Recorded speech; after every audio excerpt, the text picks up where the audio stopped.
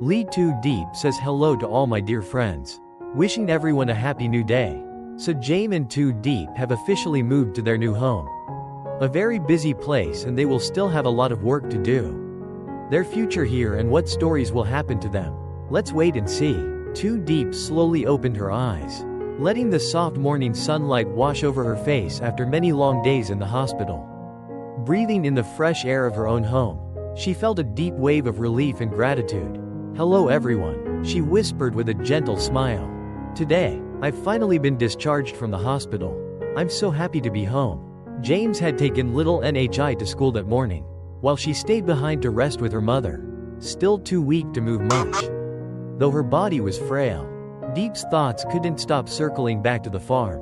She worried about the unfinished work, the new structures that were supposed to be built, and whether James was managing it all on his own. "I wonder how the farm is doing. There's still so much to do. I feel bad getting sick right when everything was moving forward," she said softly, eyes filled with guilt. Her mother comforted her, gently reminding her that health must come first, and reassured her that a few more days of rest wouldn't hurt. In the kitchen, her mother prepared minced pork porridge, Deep's favorite dish. Sitting quietly, Deep took spoonfuls of the warm, fragrant porridge with trembling hands. "I really don't want to trouble you or James anymore," she murmured, eyes lowering. "I just want to get better quickly so I can help out on the farm again. Lying around like this makes me feel useless." Her mother smiled kindly, saying there was no trouble at all, just a daughter getting back on her feet. Elsewhere, at the construction site of the farm, James was fully immersed in overseeing the work. The team had finally resumed building after a long pause caused by heavy storms and worker shortages. The large house was being worked on first, while the kitchen area was still undecided. When asked about it, James responded through the phone, "Let's start with the main house first. I'll talk to Deep about the kitchen design later. It's important she feels part of this." Later that day, James met with one of his close friends, a loyal investor who had placed his full trust in James's vision. This friend had sacrificed a great deal, including being cut off financially by his father for refusing to work at the family's company. But his trust was not misplaced. Only a month into the partnership, James's company was already showing a profit.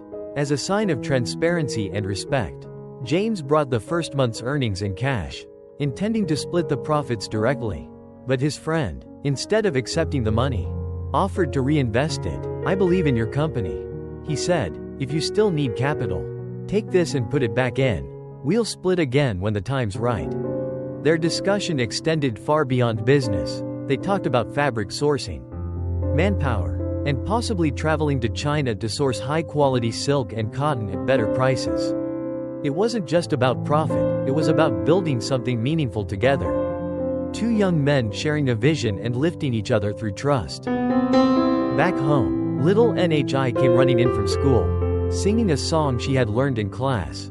Her cheerful voice filled the house, lifting everyone's spirits. Deep, still resting in her room, looked up from her book when James walked in.